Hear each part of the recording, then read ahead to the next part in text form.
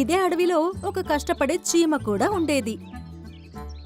ప్రస్తుతం కాకి నవ్వుకుంటూ ఒక చెట్టు కొమ్మ మీద కూర్చొని అలాగే ఆ చీమను చూస్తూ ఉంది.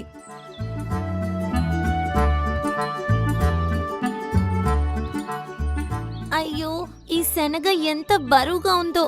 దీన్నిక్కడి వరకు తీసుకురావడంలో నా ప్రాణం పోయింది. చీమ ఆ శనగని కొంచెం తినింది.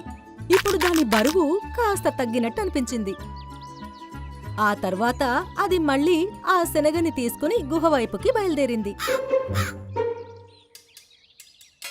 అరే అరే చిట్టి చీమ, నువ్వేం చేస్తున్నావు?